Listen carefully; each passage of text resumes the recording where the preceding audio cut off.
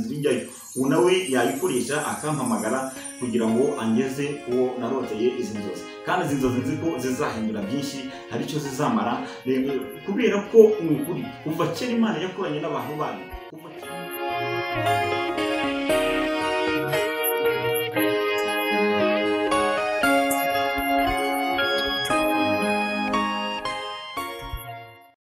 murakoze cyane. Imana ibahe umugisha abateze amatwi n'abakurikiye YouTube channel ya Prophet Munyentwari Athanase.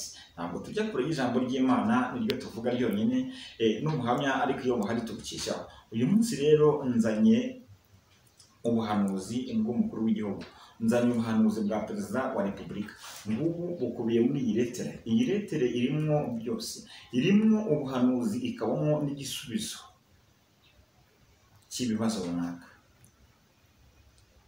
byaba byibazwaho, ariko hari igisubizo kirimo, hari igisubizo kirimo Imana yamishuriye ku bibazo bihari, hari ibihari nahishuriwe igisubizo.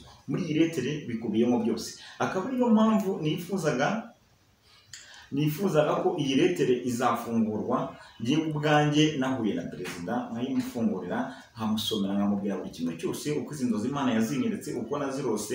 Erega na kera abantu bararotaga, na kera byahozeho. Nagira ngo mbabwire ko umunsi umwe tutagiye kurya Bibiliya, dore ko ndi n'umuhanuzi hano muri Bibiliya, mbabarire gato, muri Bibiliya hagaragaramo inkuru z'umugabo witwaga Yosefu, ariko Yosefu yakuwe mu nzu y'imbohe ajyanwa kwa Farawo gusobanura inzozi gusa. Icyo cyonyine nicyo cyamujyanye, ariko mu kuzisobanura kwe muzasome neza, muzakurikirana murebe igisubizo cyaje kuvamo. Ahari nanjye muri iyi letere havamo igisubizo cy'ibibazo byibazwa, havamo igisubizo cy'ibibazo binyuranyuranamo, havamo igisubizo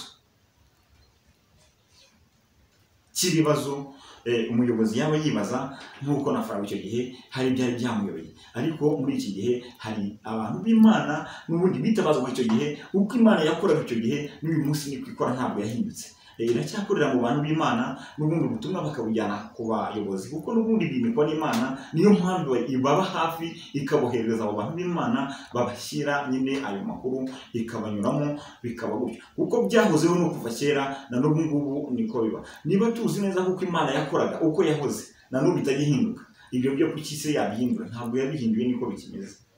Iracyatuma abantu b'Imana, iracyabatuma kuko barahari. Uyu munsi umwe yaravuze ngo niwe muhanuzi wenyine usigaye, iramubwira ati oya, hari abandi ibintu birindwi batarapfukamira Bayali. Rero muri iyi letere harimo ubuhanuzi bukomeye, harimo ubutumwa bukomeye Imana impaye, kandi irampagurukije ku bw'ubuhanuzi. Ubu buhanuzi irampagurukije ngo nzabugeze ku muyobozi w'igihugu, kandi nizeye neza ko buzamugeraho. Nibumara kumugeraho, nizeye ko Imana nayo igomba kumushyigikira, ahasigaye bugamara kumugeraho icyagambiriwe kigakorwa, ndetse n'umwanzuro urimo aha ngaha ukubahirizwa. Rero uyu munsi icyo nisabira abazi inzira ijyayo, cyangwa se abafasha kugerayo, babinkorera kugira ngo nshyitse ubutumwa bw'Imana ku muyobozi w'igihugu, kandi byahari havamo igisubizo cy'igihugu, havamo igisubizo cy'abanyarwanda bose, havamo igisubizo ndetse cyafasha u Rwanda, ugasanga bigenze neza. Mu gihugu cya Egiputa, umunsi umwe bitagiye kure, Yosefu asobanura izi nzozi. Turareba mu gitabo cy'Itangiriro 41 umurongo wa mbere turageza kuri 16, ngo imyaka 2 ishize Farawo arota ahagaze iruhande rw'uruzi. Mu ruzi havamo inka ndwi z'igikundiro zibyibushye zirishiriza mu mifunzo. 3, izindi nka ndwi z'umwaku zinanutse zirazikurikira ziva mu ruzi, zihagararana na za zindi ku nkombe y'uruzi. 4, za nka z'umwaku zinanutse zirya za zindi z'igikundiro zibyibushye. Uko ari indwi, Farawo aribambura. Bishatse kuvuga ngo rero iby'izi nzozi birasobanutse cyane, birasobanutse kubera ko twumvishe ko inka z'umwaku zaragiye zimira izibyibushye. nibyo birero bishaka kubaho muri iki gihe ibintu hari biyoberanye, muri iki gihe hari abantu bafite inzozi nyinshi, hari abantu bafite ubutumwa bwinshi bwerekezayo ndabizi, ariko uw'Imana izashoboza akabugezayo ni ukuri kandi izabushyigikira bigende neza. Uko Imana yashyigikiye Yosefu ko ubutumwa bwe bugera kwa Farawo kandi bukavamo igisubizo cy'igihugu cyose, ni nako n'ubu bwanjye nizeye ko igomba kubishyigikira. Icyo ni nacyo kimenyetso kizanyereka ko natumwe n'Imana koko, ni nacyo kimenyetso kizanyereka ko navuganye nayo, ni nacyo kimenyetso kizanyereka ko ntabwo umuntu yagutuma, tubishyire no mu bantu, ntabwo umuntu yagutuma ngo yo gushakira inzira ikujyana, ntabwo bishoboka. Iyo nzira ni Imana igomba kuyishaka, ariko izakurira mu bantu nanone kugira ngo iyo nzira iboneke. Imana rero icyo rwose navugira ahantu, nizeye ko nzagerayo kandi ubu butumwa nkabutambutsa. Gusa icyo nabibwirira, iyi litire sinteze kuyifungura na rimwe, ni ingenzi birimo, kandi noneho inzozi zizotorerwa nyirazo. Nta muntu urotora inzozi zitari ziwe, umuntu utari uwazirotewe. Izi nzozi nzazirotora ngewe nabonanye na Perezida wa Repubulika, nze mwibwirire amaso ku maso, kandi nzi ko bizashoboka. Imana izashyigikira. Dukomeze ijambo ry'Imana ngo arongera aribikira, arota inzozi za kabiri, ngo amahundo 7 ahunze meza ameze ku giti kimwe, maze andi mahundo 7 y'iminambe yumishijwe n'umuyaga ava iburasirazuba akurikiraho aramera.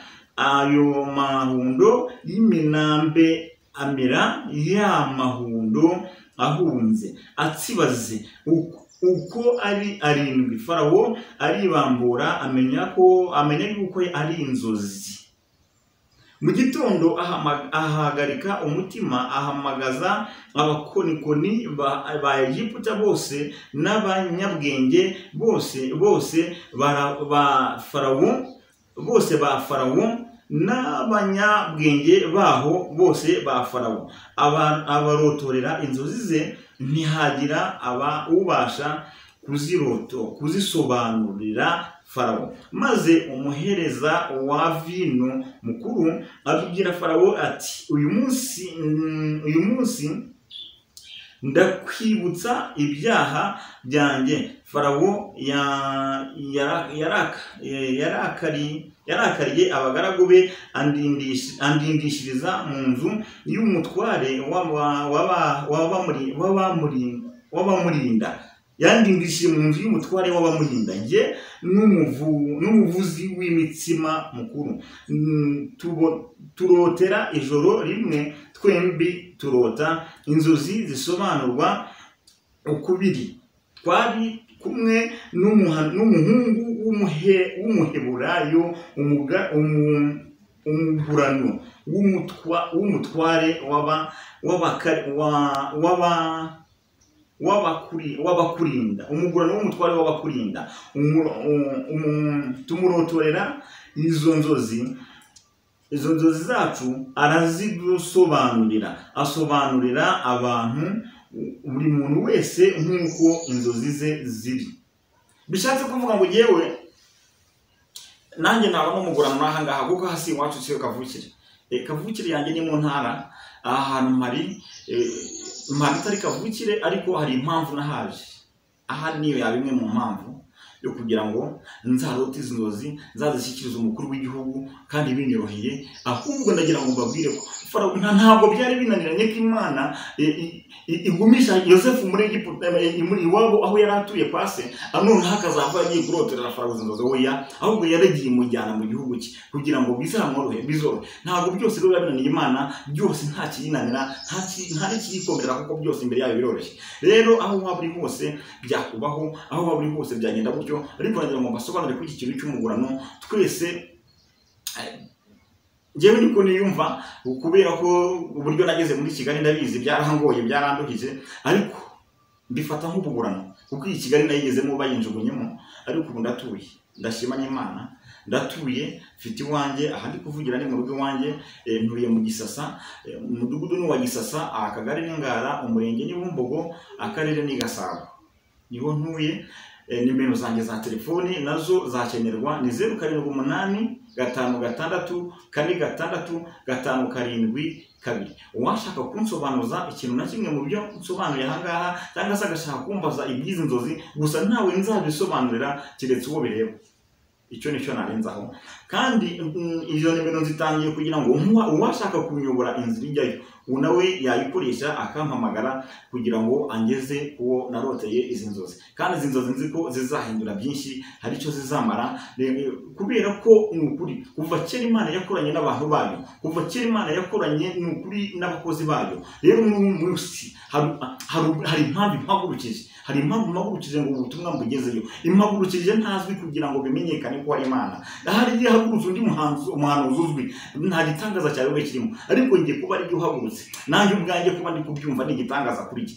Ni kubera iki ari byo Imana yatuma kuri perezida wa repubulika? Ese ni ukubera iki ari iki? Ni ukubera iki ari iki? Ngiye uvuka kwa runaka, ngiye oya, ariko Imana ntabwo irebera kuri ibyo. Niyo mpamvu mu byakozwe n'intumwa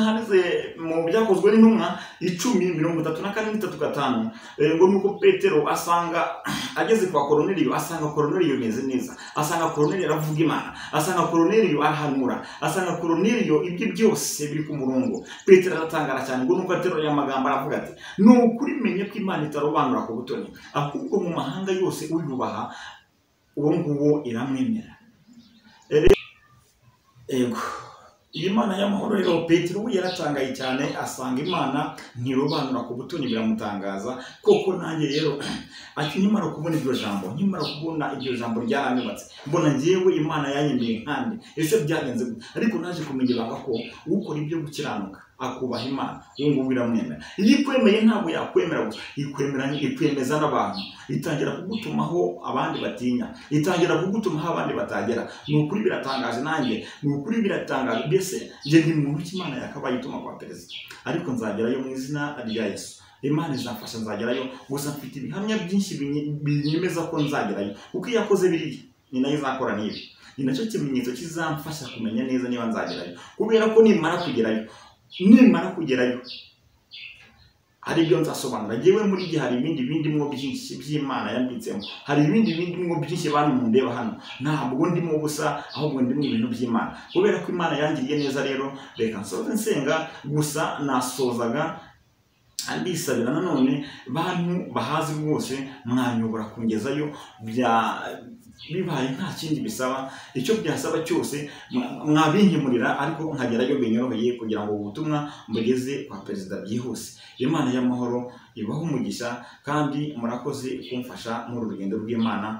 Murakoze, reka nsoze nsenga. Urakoze Uwiteka Mana yacu, ndagushimiye ndaguhimbaje, Mana nziza, mukozi w'umuhanga, ngwino turengere tugirire neza mu izina rya Yesu. Ndasenze guhera ku muyobozi w'isibo kugeza kuri perezida w'igihugu, guhera uyu munsi bimenyekane kuri Imana. Sengera igihugu cyacu kugira ngo ukezeshe amaraso wavira i Golgotha, guhera uyu munsi bimenyekane kuri Imana kuri iki gihugu. Ngaho bikorere kwiyubahisha rero, ngwino wigaragaze kuri Imana, kandi kare guturisha imitima y'aba bantu. Bisabye nizeye mu izina rya Yesu, amen. Murakoze.